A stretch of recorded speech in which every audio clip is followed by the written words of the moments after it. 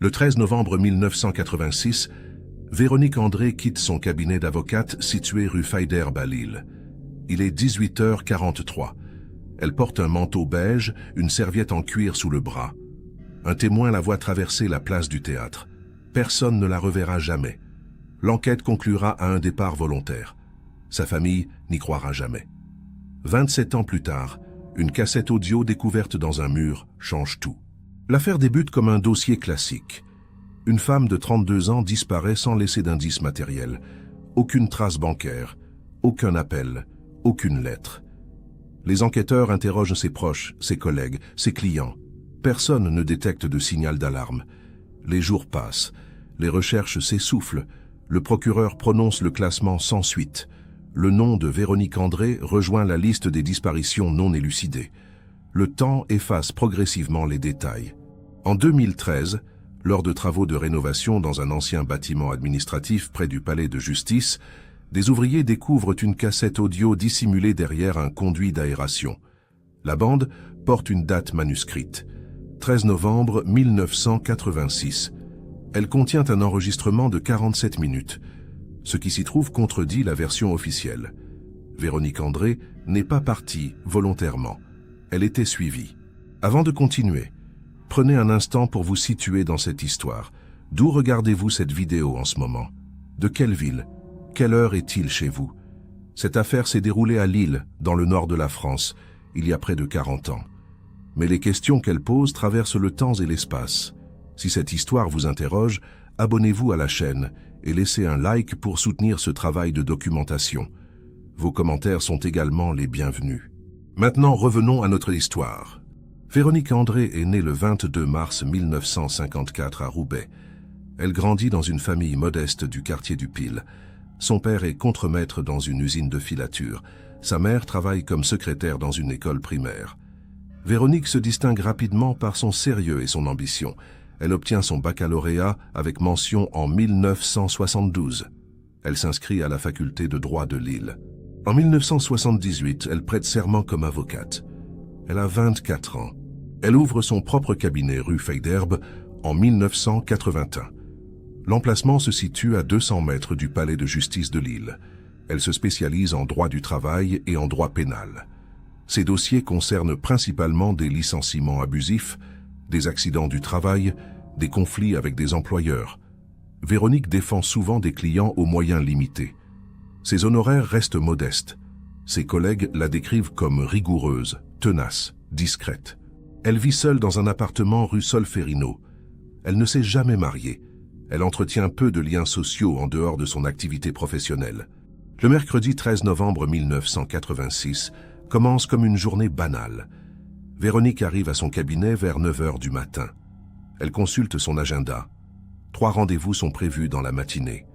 L'après-midi, elle travaille sur un dossier urgent. Une audience est fixée le lendemain au tribunal de commerce. Vers 18h30, elle termine la rédaction de ses conclusions. Elle range ses documents.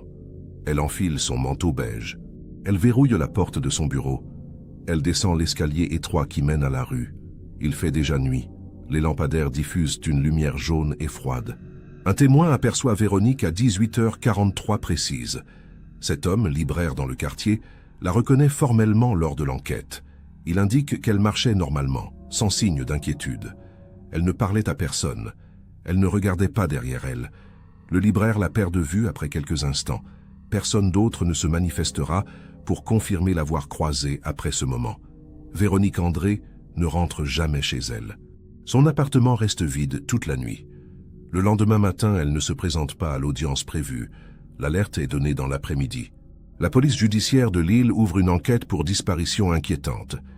Les inspecteurs interrogent à la famille, les collègues, les clients de Véronique. Ils fouillent son appartement, son cabinet, ses archives professionnelles. Ils ne trouvent aucun indice matériel, aucune trace de lutte, aucun signe de préparation de départ.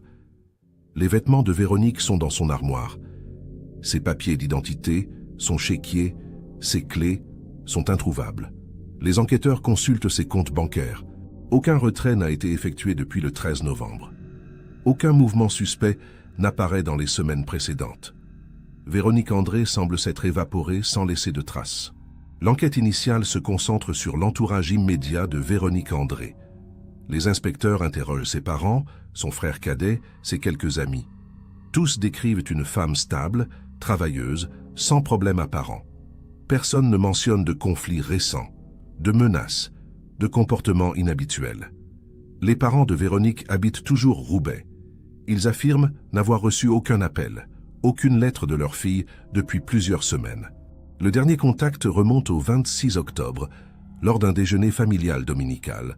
Véronique leur avait paru normale, peut-être un peu fatiguée, mais sans plus. Les enquêteurs fouillent le cabinet de la rue Faidherbe. Ils examinent les dossiers en cours, les correspondances, les notes manuscrites. Ils ne détectent aucun élément suspect. Les dossiers concernent des affaires ordinaires. Aucun client ne présente de profil inquiétant. Aucune menace écrite n'est retrouvée. Le téléphone du cabinet ne révèle aucun appel anormal dans les jours précédant la disparition. Les factures sont à jour. Le loyer est payé. Tout indique une activité professionnelle stable et régulière. Rien ne laisse présager un départ précipité. L'appartement de Véronique, situé au 3e étage d'un immeuble rue Solferino, est perquisitionné le 15 novembre. Les inspecteurs constatent un intérieur rangé, presque austère. Peu de meubles, peu de décorations. Une bibliothèque contenant principalement des ouvrages juridiques. Dans la cuisine, quelques provisions. Dans la salle de bain, des produits de toilette. Dans la chambre, un lit fait, une armoire contenant des vêtements. Aucun désordre, aucun signe de départ planifié. Les valises sont dans le placard. Le passeport de Véronique n'est pas retrouvé. Sa carte d'identité non plus. Son chéquier a disparu. Les enquêteurs interrogent les voisins de l'immeuble. Une femme âgée habitant au 2e étage déclare avoir entendu Véronique rentrer chez elle plusieurs soirs par semaine vers 19 h. Elle précise que Véronique vivait seule, recevait rarement des visites, ne faisait pas de bruit. Un autre voisin habitant au même étage que Véronique affirme ne pas l'avoir croisée depuis plusieurs jours avant la disparition. Il ne se souvient pas de l'avoir vue le 13 novembre. Personne ne signale d'événements inhabituels dans l'immeuble cette nuit-là. Aucun bruit de dispute, aucun va-et-vient suspect. Les enquêteurs élargissent leurs recherches. Ils contactent les gares, les aéroports, les compagnies de transport. Aucune réservation au nom de Véronique André n'est enregistrée. Ils interrogent les hôpitaux, les cliniques, les services d'urgence. Aucune admission correspondant à son signalement.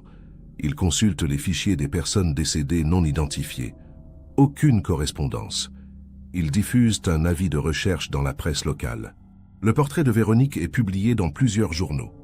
Quelques témoignages arrivent, mais aucun ne se révèle exploitable. Les pistes s'épuisent rapidement. Le 23 novembre, soit 10 jours après la disparition, les enquêteurs convoquent les collègues de Véronique au commissariat. 3 avocats exerçant dans le même immeuble rue Faidherbe sont entendus. Tous décrivent Véronique comme discrète, professionnelle sans histoire.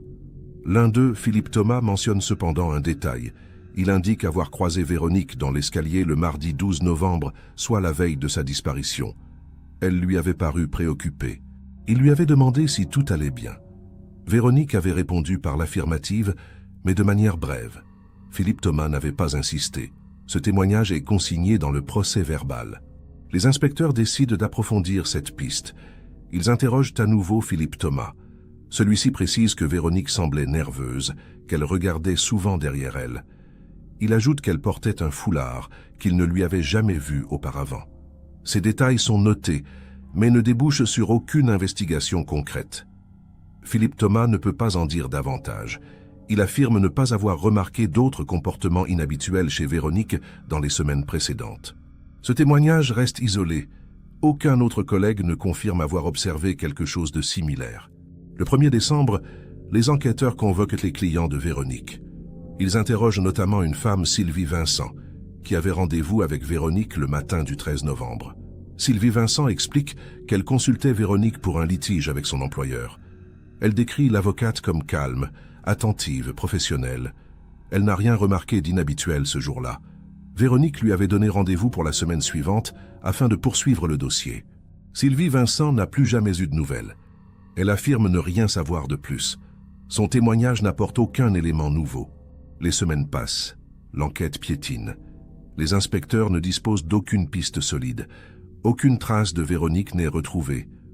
Aucun témoin ne se manifeste pour signaler l'avoir vue après le 13 novembre. Les hypothèses se multiplient. Certains enquêteurs penchent pour un départ volontaire. D'autres évoquent un accident, une agression, un enlèvement. Mais aucune théorie ne repose sur des éléments concrets. Le dossier reste ouvert, mais l'activité investigative diminue progressivement.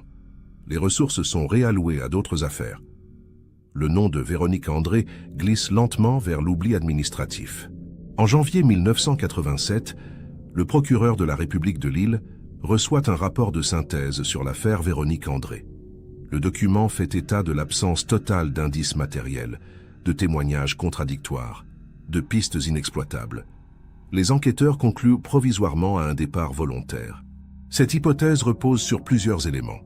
La disparition du passeport et du chéquier de Véronique, l'absence de traces de violence, le profil psychologique d'une femme solitaire et potentiellement fragile. Le procureur demande la poursuite des investigations, mais avec des moyens réduits. L'affaire n'est pas classée, mais elle cesse d'être prioritaire. La famille de Véronique refuse cette version. Les parents, le frère, les proches rejettent catégoriquement l'idée d'un départ volontaire. Ils affirment que Véronique était attachée à son travail, à sa ville, à sa famille. Ils insistent sur le fait qu'elle n'avait aucune raison de fuir. Ils demandent la poursuite active de l'enquête, ils sollicitent des rendez-vous avec les enquêteurs, avec le procureur, ils distribuent des tracts dans l'île, placardent des affiches, contactent la presse. Mais le temps joue contre eux. Les médias se désintéressent progressivement de l'affaire. Les semaines deviennent des mois, les mois deviennent des années. En 1988, le dossier de Véronique André est officiellement classé sans suite. Le procureur justifie cette décision par l'absence de nouveaux éléments depuis plus d'1 an. Aucune découverte matérielle, aucun témoignage exploitable, aucune piste crédible. Le classement est notifié à la famille. Les parents de Véronique déposent un recours, mais celui-ci est rejeté. Le dossier rejoint les archives du tribunal. Il porte désormais le statut de disparition non élucidée. Véronique André devient un nom parmi des dizaines d'autres dans les registres de la police judiciaire. Son visage s'efface progressivement de la mémoire collective. Les années suivantes, la famille continue de chercher. Les parents de Véronique contactent régulièrement le commissariat. Ils demandent si de nouveaux éléments sont apparus. La réponse est invariablement négative. En 1990, le père de Véronique écrit une lettre au ministre de l'Intérieur. Il y décrit l'inaction des autorités, l'abandon du dossier, le silence insupportable. La lettre reçoit une réponse administrative standard. Aucune mesure concrète n'est prise. En 1992, la mère de Véronique décède d'une maladie cardiaque. Les proches estiment que le chagrin a accéléré sa mort. Le père continue seul. Le frère de Véronique, Pascal Fournier, tente également de relancer l'affaire. En 1995, il engage un détective privé pour mener une enquête indépendante. Le détective interroge d'anciens collègues, revisite les lieux, consulte les archives. Il ne découvre rien de nouveau. Les traces ont été effacées par le temps. Les témoins ont oublié. Les documents ont été archivés dans des cartons inaccessibles. Le détective rend un rapport négatif. Pascal abandonne cette voie faute de moyens financiers. Il conserve néanmoins tous les documents, toutes les coupures de presse, tous les échanges avec les autorités. Il classe méthodiquement ses archives dans son appartement. Au cours des années 2000, l'affaire Véronique André sombre dans l'oubli total. Aucun média n'en parle plus. Aucun enquêteur n'y travaille. Le père de Véronique décède en 2005. Pascal reste le seul membre de la famille à maintenir vivante la mémoire de sa sœur. Il continue de contacter le commissariat une fois par an, généralement à la date anniversaire de la disparition. Les réponses sont polies mais vides. Aucune avancée, aucun espoir. Pascal vieillit. Il accepte progressivement l'idée qu'il ne saura jamais ce qui est arrivé à Véronique. Mais il refuse de classer définitivement l'affaire dans son esprit. En 2010, la ville de Lille lance un vaste programme de rénovation urbaine. Plusieurs bâtiments historiques du centre-ville sont concernés. Parmi eux figure un ancien immeuble administratif situé rue de la Barre, à proximité immédiate du palais de justice. Ce bâtiment, construit au XIXe siècle, a successivement abrité des bureaux de l'administration fiscale, des services municipaux, des cabinets d'avocats. En 2010, Il est désaffecté depuis plusieurs années. Les fenêtres sont murées. Les murs se dégradent. La ville décide de le rénover entièrement pour en faire des logements sociaux. Les travaux sont confiés à une entreprise locale. Les ouvriers commencent la démolition intérieure en mars 2013. Ils arrachent les cloisons, déposent les faux plafonds, débranchent les installations électriques. Le chantier progresse lentement. Le bâtiment est ancien, les structures fragiles. Il faut procéder avec précaution. Le 15 avril 2013, une équipe intervient au deuxième étage. Les ouvriers démontent un conduit d'aération métallique encastré dans un mur. Ce conduit relie plusieurs pièces entre elles. Il n'est plus en service depuis des décennies. En retirant une section du conduit, un technicien découvre un objet coincé à l'intérieur. Il s'agit d'une cassette audio. La cassette est recouverte de poussière. Elle porte une étiquette manuscrite sur laquelle figure une date, 13 novembre 1986. Le technicien la sort délicatement du conduit. Il la montre à ses collègues.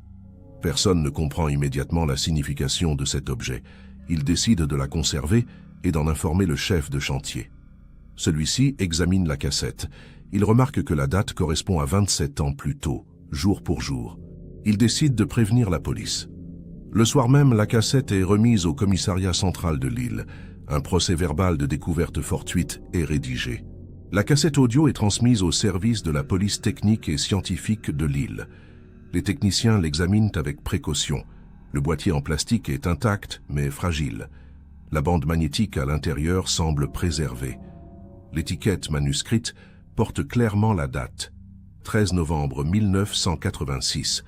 En dessous, une mention manuscrite difficile à déchiffrer semble indiquer 1h, 20h15.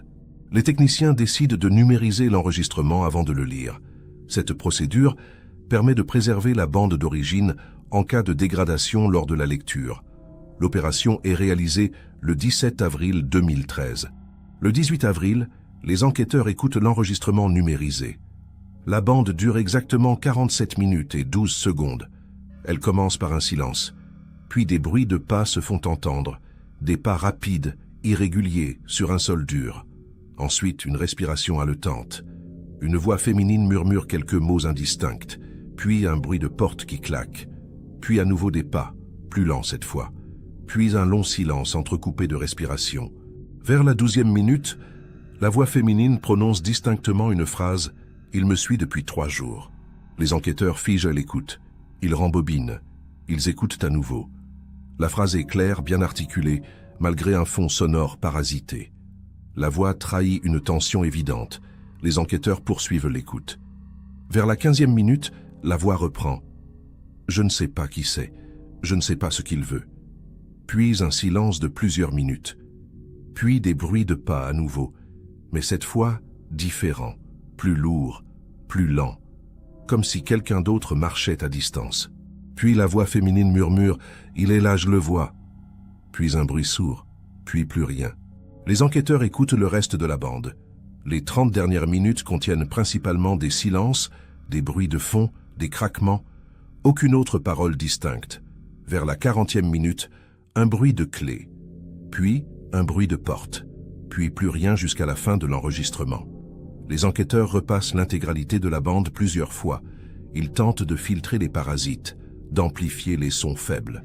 Ils identifient quelques détails supplémentaires, des bruits de circulation lointains, un klaxon, une sirène de police. Ces éléments suggèrent un environnement urbain, mais rien de plus précis. Le 19 avril, les enquêteurs lancent une analyse phonétique de la voix enregistrée. Ils cherchent à identifier la locutrice. Ils consultent les archives de la police judiciaire. Ils recherchent des affaires non résolues datant de novembre 1986. Ils tombent rapidement sur le dossier de Véronique André. La date correspond exactement. La disparition, le contexte, la chronologie, tout coïncide. Ils contactent le frère de Véronique, Pascal Fournier. Ils lui demandent s'il possède des enregistrements de la voix de sa sœur. Pascal répond par la négative. Véronique n'apparaît sur aucune archive audio ou vidéo familiale. Les enquêteurs décident de procéder autrement. Ils contactent d'anciens collègues de Véronique. Ils leur font écouter la voix enregistrée sur la cassette. Philippe Thomas, l'avocat qui partageait le même immeuble que Véronique rue Fayderbe, reconnaît immédiatement la voix. Il affirme avec certitude qu'il s'agit de Véronique André. Il précise qu'il a travaillé avec elle pendant 5 ans, qu'il connaît bien son timbre, son débit, son intonation. 2 autres anciens collègues confirment cette identification. Les enquêteurs considèrent cette reconnaissance vocale comme un élément déterminant. La cassette concerne bien Véronique André. Le 22 avril, les enquêteurs rouvrent officiellement le dossier de disparition. L'affaire est reclassée en enquête criminelle. Un juge d'instruction est désigné. Les archives de 1986 sont exhumées des cartons. Les procès-verbaux, les témoignages, les rapports sont relus intégralement. Les enquêteurs constatent plusieurs incohérences dans l'enquête initiale. Le témoignage de Philippe Thomas, qui mentionnait le comportement nerveux de Véronique la veille de sa disparition, n'avait jamais été véritablement exploité. Aucune recherche approfondie n'avait été menée pour déterminer si Véronique était effectivement suivie. Cette piste avait été négligée. Les enquêteurs tentent de retrouver d'autres témoins de l'époque. Ils contactent le libraire qui avait vu Véronique pour la dernière fois le 13 novembre 1986. L'homme est décédé en 2008. Sa femme, interrogée, ne se souvient de rien de précis. Elle confirme simplement que son mari avait témoigné à l'époque, mais elle ne peut fournir aucun détail supplémentaire. Les enquêteurs contactent également Sylvie Vincent, l'ancienne cliente de Véronique. Celle-ci habite désormais en région parisienne. Elle accepte de répondre à leurs questions. Elle confirme son témoignage de 1986, mais ne peut rien ajouter de nouveau. Les enquêteurs concentrent leurs efforts sur la cassette elle-même. Ils cherchent à déterminer où et comment elle a été enregistrée. Ils consultent des experts en acoustique. Ceux-ci analysent les bruits de fond, les réverbérations, les échos. Ils concluent que l'enregistrement a probablement été réalisé dans un espace fermé, peut-être un appartement ou un bureau. Les bruits de circulation suggèrent une proximité avec une rue passante. Les experts ne peuvent cependant pas identifier un lieu précis. Ils estiment que la bande a été enregistrée avec un magnétophone portable, un modèle courant dans les années 80. Véronique aurait donc délibérément enregistré sa propre voix cette nuit-là. Les enquêteurs émettent une hypothèse. Véronique aurait senti qu'elle était en danger. Elle aurait activé un magnétophone pour documenter ce qui lui arrivait. Elle aurait ensuite dissimulé la cassette dans le conduit d'aération de l'immeuble rue de la Barre, peut-être dans l'espoir qu'elle soit découverte ultérieurement. Mais pourquoi cet immeuble précisément? Les enquêteurs vérifient les registres cadastraux. En 1986, l'immeuble abritait notamment des cabinets d'avocats au 2e étage. Véronique aurait pu y avoir accès. Peut-être connaissait-elle quelqu'un dans cet immeuble. Peut-être s'y était-elle réfugiée. Cette piste reste à explorer. Le 26 avril 2013, les enquêteurs se rendent rue de la Barre. Ils inspectent l'immeuble en cours de rénovation. Ils montent au 2e étage, là où la cassette a été découverte. Le conduit d'aération traversait plusieurs pièces qui, en 1986, constituaient des bureaux distincts. Les enquêteurs consultent les archives municipales. Ils obtiennent la liste des occupants de l'immeuble à cette époque. 3 cabinets d'avocats louaient des espaces au 2e étage. L'un d'eux appartenait à un certain Alain Bernard, spécialisé en droit commercial. Un autre à Chantal David, spécialisé en droit de la famille. Le 3e à un avocat aujourd'hui décédé. Les enquêteurs retrouvent la trace d'Alain Bernard. Celui-ci a pris sa retraite en 2005. Il vit désormais à Marcq-en-Barœul, en périphérie de Lille. Il accepte de recevoir les enquêteurs le 29 avril. Il se souvient vaguement de l'affaire Véronique André. Il confirme avoir eu son cabinet rue de la Barre jusqu'en 1989. Il précise qu'il connaissait Véronique de vue, qu'ils se croisaient parfois au palais de justice. Il affirme cependant ne jamais avoir travaillé avec elle. Il ne se souvient d'aucun événement particulier le 13 novembre 1986. Il déclare n'avoir jamais été interrogé lors de l'enquête initiale. Les enquêteurs prennent note. Chantal David est également contactée. Elle habite toujours Lille. Elle exerce encore comme avocate, mais dans un autre cabinet. Elle reçoit les enquêteurs le 2 mai. Elle se souvient bien de Véronique André. Elle explique qu'elles se connaissaient professionnellement, qu'elles avaient collaboré sur quelques dossiers mineurs. Elle décrit Véronique comme une femme discrète, compétente, sans histoire. Elle affirme ne pas avoir été présente dans son bureau le soir du 13 novembre 1986. Elle était en déplacement à Paris pour une affaire. Elle ne peut donc fournir aucune information sur ce qui s'est passé cette nuit-là. Les enquêteurs vérifient ces déclarations. Elles correspondent aux éléments du dossier. Les enquêteurs explorent une autre piste. Si Véronique a dissimulé la cassette dans le conduit d'aération, c'est qu'elle avait accès à cet immeuble. Peut-être y était-elle entrée pour se cacher. Peut-être connaissait-elle quelqu'un qui y travaillait. Les enquêteurs interrogent à nouveau Philippe Thomas, le collègue de Véronique qui partageait son immeuble rue Faidherbe. Celui-ci indique qu'il connaissait Alain Bernard de réputation, mais qu'il n'avait jamais travaillé avec lui. Il ne sait pas si Véronique avait des liens avec les avocats de la rue de la Barre. Il suggère cependant que Véronique aurait pu y avoir accès en tant que consoeur. Les immeubles abritant des cabinets d'avocats n'étaient pas toujours sécurisés à l'époque. Le 8 mai, les enquêteurs décident de reconstituer la soirée du 13 novembre 1986. Ils parcourent le trajet entre le cabinet de Véronique rue Faidherbe et l'immeuble rue de la Barre. La distance est de 600 mètres environ. Le parcours traverse la place du Théâtre, la rue Nationale, puis débouche sur la rue de la Barre. À pied, le trajet prend environ 8 minutes. Si Véronique a été vue pour la dernière fois à 18h43 place du Théâtre, elle aurait pu atteindre la rue de la Barre vers 18h50. L'enregistrement sur la cassette commence théoriquement à 20h15, selon la mention manuscrite. Cela laisse une période d'1h25 dont on ne sait rien. Les enquêteurs émettent plusieurs hypothèses. Première hypothèse, Véronique se serait rendue directement chez elle, rue Solferino, après avoir quitté son cabinet. Elle aurait ensuite ressenti un danger, aurait pris un magnétophone et serait revenue dans le centre-ville pour se réfugier rue de la Barre. Mais cette théorie pose problème. Personne ne l'a vue rentrer chez elle. Aucun voisin ne l'a croisée. Deuxième hypothèse, Véronique aurait erré dans le centre-ville pendant plus d'1 heure, sentant qu'elle était suivie, avant de se réfugier rue de la Barre. Cette version paraît plus cohérente avec le contenu de l'enregistrement. Troisième hypothèse, Véronique avait rendez-vous avec quelqu'un ce soir-là, un rendez-vous qui a mal tourné. Les enquêteurs relisent attentivement les procès-verbaux de 1986.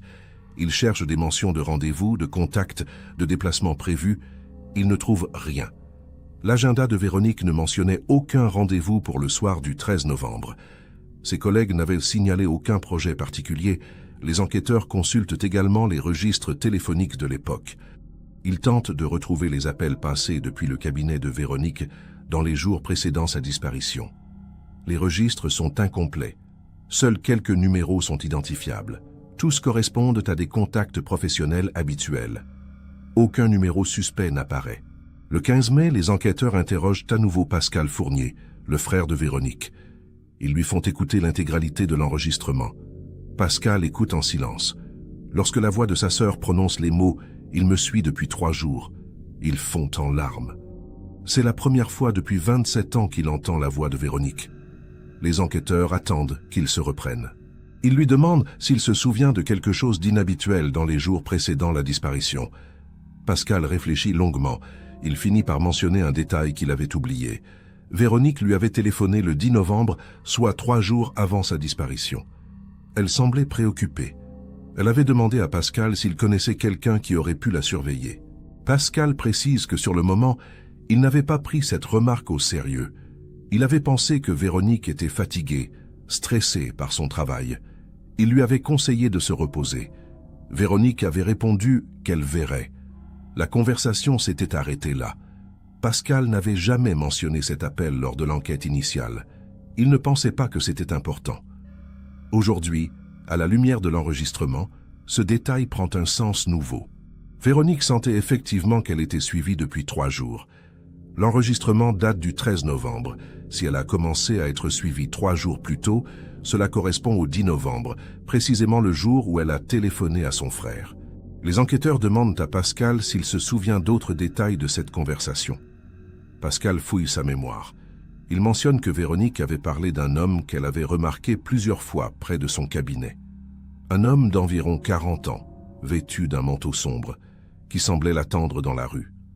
Véronique ne savait pas qui c'était. Elle ne l'avait jamais vu auparavant. Pascal lui avait demandé si elle voulait qu'il vienne à Lille pour vérifier. Véronique avait refusé. Elle avait dit que ce n'était peut-être rien. Pascal regrette aujourd'hui de ne pas avoir insisté. Les enquêteurs consignent ces informations. Elles constituent le premier élément concret concernant l'identité potentielle du suiveur. Le 20 mai 2013, les enquêteurs lancent un appel à témoins dans la presse régionale. Ils publient un article détaillé dans La Voix du Nord. L'article rappelle la disparition de Véronique André en 1986, évoque la découverte de la cassette audio et sollicite toute personne ayant des informations. L'article mentionne spécifiquement la description de l'homme en manteau sombre aperçu près du cabinet de Véronique dans les jours précédant sa disparition. Les enquêteurs espèrent que quelqu'un se souviendra de quelque chose, même 27 ans plus tard. Ils fournissent un numéro de téléphone dédié. Les premiers jours, l'appel ne génère que quelques réponses sans intérêt. Puis, le 24 mai, un témoignage arrive. Une femme âgée de 75 ans, Brigitte Bertrand, contacte les enquêteurs. Elle déclare avoir travaillé comme secrétaire au palais de justice de Lille jusqu'en 1988. Elle se souvient de Véronique André, qu'elle croisait régulièrement dans les couloirs du tribunal. Elle affirme avoir lu l'article dans le journal et avoir immédiatement pensé à un événement qu'elle avait observé en novembre 1986. Elle ne l'avait jamais signalé à l'époque, car elle ne pensait pas que c'était important. Aujourd'hui, elle estime devoir témoigner. Les enquêteurs la convoquent le lendemain au commissariat. Brigitte Bertrand explique qu'elle terminait son travail vers 18h30 chaque jour. Elle quittait le palais de justice par l'entrée principale, rue de la Barre. Le 12 novembre 1986, soit la veille de la disparition de Véronique, elle avait remarqué un homme stationnant devant l'immeuble qui abritait les cabinets d'avocats. Cet homme correspondait à la description mentionnée dans l'article. Environ 40 ans, manteau sombre, immobile. Brigitte l'avait remarqué car il semblait attendre quelqu'un. Elle l'avait croisé à plusieurs reprises dans les jours précédents, toujours au même endroit. Elle ne connaissait pas cet homme. Elle ne l'avait jamais vu auparavant. Elle ne sait pas ce qu'il est devenu. Les enquêteurs montrent à Brigitte Bertrand une photographie de Véronique André. Brigitte confirme qu'elle connaissait Véronique de vue. Elle demande si l'homme en manteau sombre avait un lien avec elle. Les enquêteurs expliquent que c'est précisément ce qu'ils cherchent à déterminer. Ils demandent à Brigitte si elle peut fournir une description plus précise de l'homme. Brigitte réfléchit. Elle mentionne qu'il était de taille moyenne, cheveux bruns, visage ordinaire. Elle ne se souvient pas de détails particuliers. Elle n'avait jamais parlé à cet homme. Elle l'avait simplement remarqué parce qu'il était souvent là. Les enquêteurs prennent note. Ce témoignage corrobore les déclarations de Pascal Fournier. Véronique était effectivement suivie. Les enquêteurs décident de consulter les archives du palais de justice. Ils cherchent à déterminer si Véronique travaillait sur un dossier sensible en novembre 1986. Ils examinent les registres des audiences, les plaidoiries, les affaires en cours. Ils découvrent que Véronique défendait à cette époque un salarié licencié par une entreprise de transport routier. L'affaire concernait un licenciement abusif. Le salarié accusait son employeur de pratiques illégales. L'audience était prévue le 14 novembre, soit le lendemain de la disparition de Véronique. Cette affaire n'avait jamais été mise en avant lors de l'enquête initiale. Les enquêteurs décident de creuser cette piste. Ils retrouvent le nom de l'entreprise concernée, Transport Lefebvre, basé à Ronchin, en périphérie de Lille. Ils consultent les registres du commerce. L'entreprise a cessé son activité en 1991. Le dirigeant, Raymond Lefebvre, est décédé en 1997. Les enquêteurs tentent de retrouver d'anciens employés de l'entreprise. Ils contactent plusieurs personnes mentionnées dans les archives. La plupart sont décédés ou injoignables. L'un d'eux, Serge Roux, accepte de répondre à leurs questions. Il habite désormais Dunkerque. Les enquêteurs le contactent par téléphone le 30 mai. Serge Roux se souvient parfaitement de l'affaire. Il était lui-même employé de Transport Lefebvre en 1986. Il explique que l'entreprise traversait des difficultés financières. Le dirigeant, Raymond Lefebvre, avait licencié plusieurs salariés sans respecter les procédures légales. L'un d'eux avait porté plainte et engagé Véronique André comme avocate. Serge précise que Raymond Lefebvre était un homme violent, impulsif, capable de tout pour protéger son entreprise. Il avait menacé à plusieurs reprises les salariés qui osèrent le contester. Serge affirme que Raymond aurait pu faire surveiller Véronique pour l'intimider. C'était dans son caractère. Les enquêteurs demandent si Raymond employait des hommes de main. Serge confirme que oui, notamment pour surveiller les entrepôts et dissuader les vols. Les enquêteurs explorent cette piste. Ils recherchent dans les archives de la police judiciaire d'éventuelles mentions de Raymond Lefebvre. Ils découvrent qu'il avait été condamné en 1983 pour coups et blessures volontaires.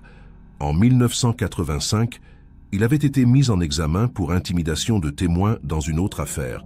Mais les charges avaient été abandonnées faute de preuves. Raymond Lefebvre était donc connu des services de police.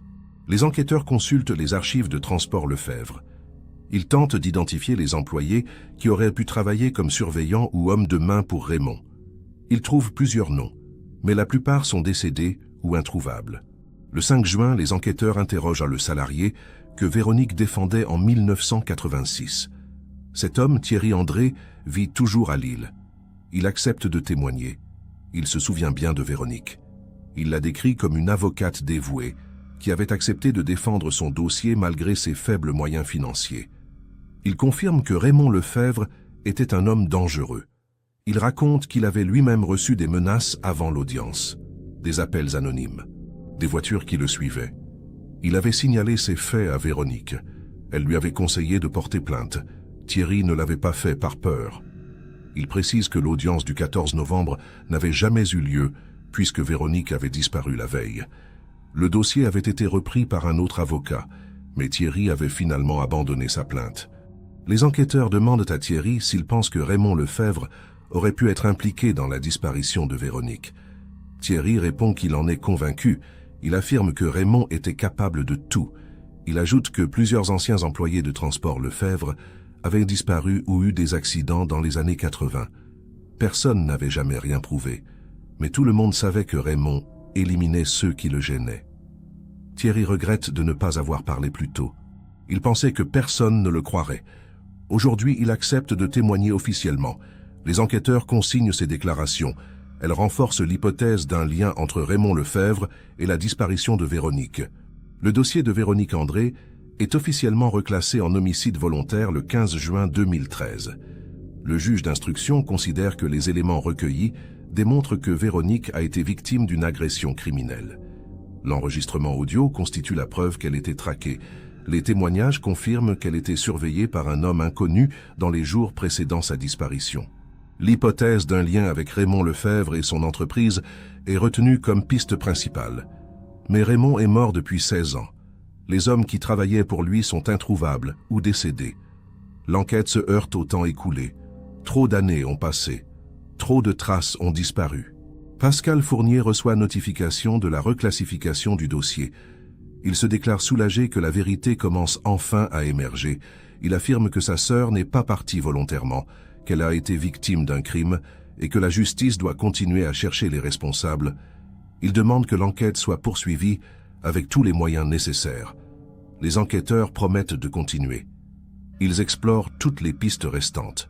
Ils interrogent d'autres anciens employés de Transport Lefebvre. Ils consultent des archives administratives, des registres fiscaux, des témoignages indirects.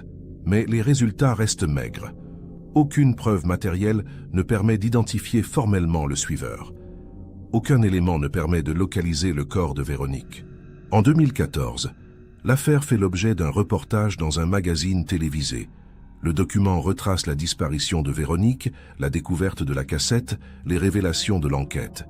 Plusieurs témoins supplémentaires se manifestent après la diffusion. Aucun n'apporte d'éléments décisifs. L'un d'eux affirme avoir vu un homme correspondant à la description du suiveur près du canal de la Dule, en novembre 1986. Un autre mentionne des rumeurs selon lesquelles Raymond Lefebvre aurait fait disparaître des corps dans des décharges industrielles. Ces informations sont vérifiées, mais elles ne débouchent sur rien de concret. L'enquête piétine à nouveau. Le temps continue de jouer contre la vérité. Aujourd'hui, l'affaire Véronique André reste officiellement non résolue. Le dossier est toujours ouvert. Les enquêteurs continuent de recevoir des témoignages sporadiques, mais aucune avancée majeure n'a été enregistrée depuis 2013. Pascal Fournier a désormais 67 ans. Il continue de se battre pour que justice soit rendue à sa sœur. Il participe à des colloques sur les disparitions non élucidées. Il milite pour que les dossiers anciens soient réexaminés avec les technologies modernes. Il espère qu'un jour, une nouvelle découverte permettra d'identifier définitivement le coupable. Mais il sait que ce jour pourrait ne jamais venir. La cassette audio a permis de rétablir une partie de la vérité. Véronique André n'est pas partie volontairement. Elle a été traquée, menacée, probablement tuée. Mais par qui exactement? Où se trouve son corps? Ces questions restent sans réponse. 27 ans de silence ont été brisés par 47 minutes d'enregistrement. Mais le mystère demeure, la justice reste incomplète, et le nom de Véronique André continue d'apparaître dans la liste des affaires non résolues du nord de la France.